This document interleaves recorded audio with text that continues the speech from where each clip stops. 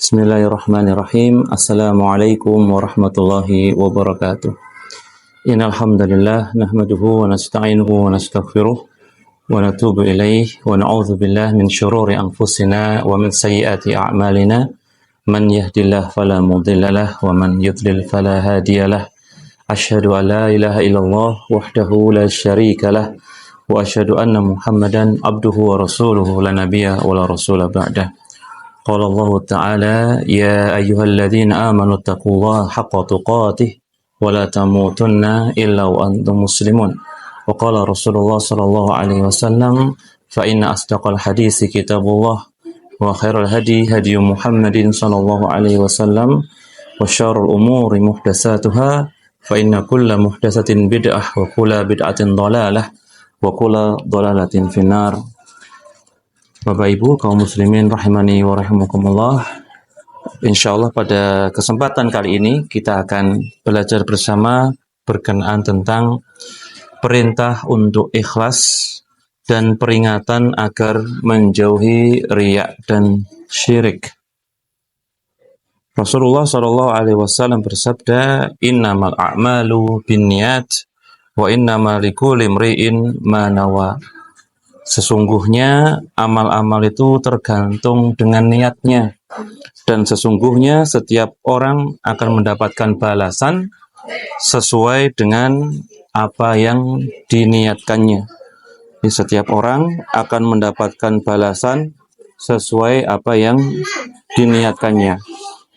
Allah Subhanahu wa Ta'ala mengingatkan kita dalam surat Al-Bayyinah ayat yang kelima, wa ma umiru illa liya'budullaha mukhlishina lahuddin hunafa wa yuqimus shalah wa yu'tuz zakah wa dzalika dinul qayyimah.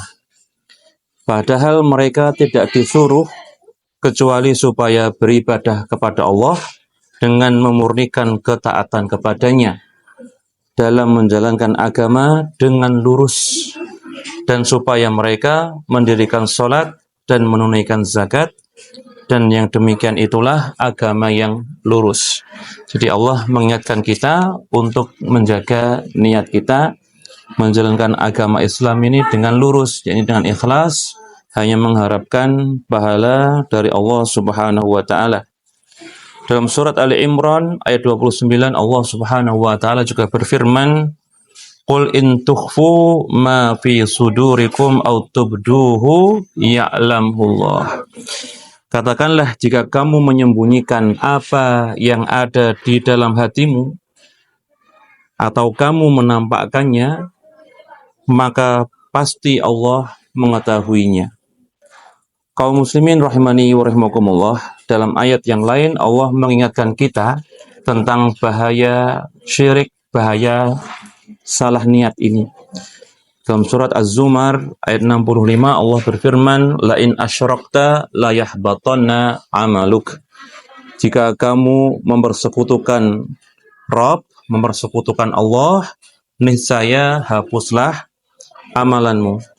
Jadi niat kita dalam beramal ini betul-betul harus kita jaga, ikhlas mengharapkan wajahnya Allah Subhanahu wa Ta'ala. Kemudian Rasulullah SAW telah memperingatkan dengan peringatan yang sangat keras tentang orang-orang yang salah dalam niat ibadahnya. Dari Abu Hurairah radhiyallahu anhu, beliau bersabda, aku mendengar Rasulullah SAW bersabda, inna awalan nasi yuqda yaumal qiyamati alaihi rajulun istushhida fa'utiya bihi fa'arafahu ni'matahu fa'arafaha.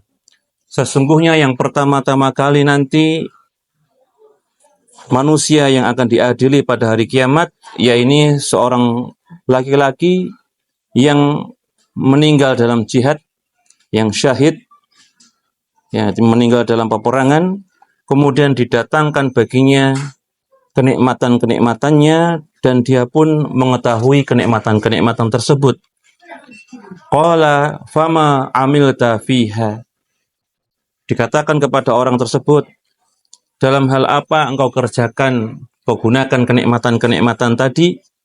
Qala, laki-laki tadi menjawab, qataltu fika hatta istushhidtu. Aku menggunakan kenikmatan yang engkau berikan tadi ya Rabb untuk berjihad, ya, untuk berperang hingga aku mendapatkan syahid.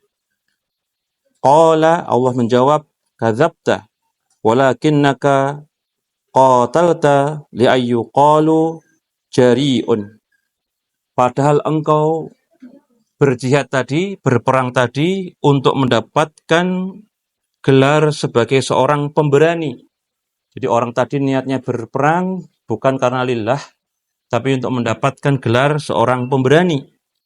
Faqad qila, dan sungguh hal itu sudah dikatakan bagimu. Dia sudah mendapatkan sebutan pemberani tersebut ketika di dunia. Wah, fulan pemberani, dia sudah maju perang misalnya. Tsumma umira bihi fasuhiba ala wajhihi hatta ulqiya finnar.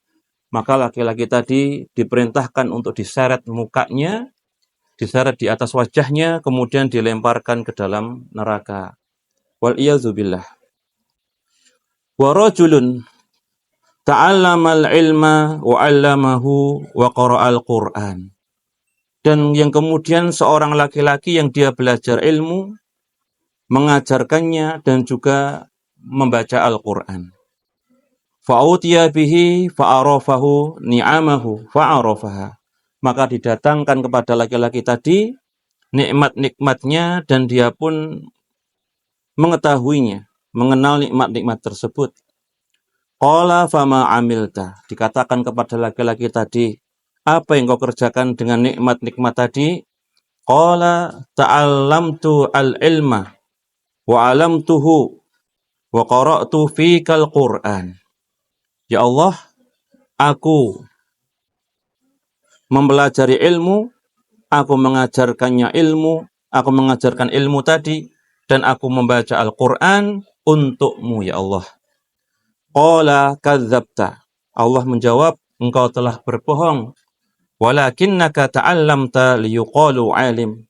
Engkau mengerjakan semua tadi agar engkau mendapatkan predikat al-alim, orang yang berilmu. Wa qara'tal Qur'an liyuqal qari'. Sedangkan engkau membaca Al-Qur'an supaya disebut engkau sebagai qari', orang yang ahli membaca Al-Qur'an. Faqad qila, dan sungguh engkau sudah mendapatkan ucapan-ucapan tadi ketika di dunia. Summa umira bihi fasuhiba ala wajhihi hatta ulqiya finnar. Maka laki-laki yang kedua tadi nasibnya sama dengan orang yang pertama. Allah perintahkan agar diseret mukanya ke neraka dan dilemparkan ke dalam neraka. Waliyauzubillah. Wa rajulun wasa'allahu alaihi wa atahu min asnafil mal. Yang ketiga adalah seorang laki-laki yang Allah lapangkan urusannya, diberikan kelapangan, keluasan, dan juga diberikan harta yang banyak. Fa'utiya bihi fa'arafahu ni'amahu. Maka laki-laki tadi didatangkan nikmat-nikmatnya kepadanya, dan dia pun mengenal nikmat-nikmat tersebut. Qala fama amilta fiha. Ditanyakan kepada laki-laki tadi, apa yang sudah engkau kerjakan dengan nikmat berupa kelapangan tadi, berupa rezeki yang banyak tadi, harta yang banyak tadi. Qala, laki-laki tadi menjawab, ma taraktu min sabilin tuhibbu ayyunfaqa fiha illa anfaqtu fiha laka. Tidaklah aku tinggalkan sebuah jalan, kecuali jalan yang engkau cintai, kecuali aku berinfak di dalamnya. Laki-laki tadi suka berinfak, ya, di hal-hal yang diridhoi oleh Allah Subhanahu wa taala. Ya. Tapi apa jawabnya Allah? Qala kadzabta. Qala kadzabta. Engkau bohong. Engkau bohong. Betul dia berinfak. Betul dia berinfak katakanlah untuk masjid, untuk sekolah, untuk pondok pesantren misalnya, menyantuni orang-orang miskin. Walakinnaka fa'alta liyuqalu jawad. Akan tetapi engkau melakukan semua tadi agar engkau mendapatkan predikat seorang dermawan. Orang yang mudah memberi bantuan.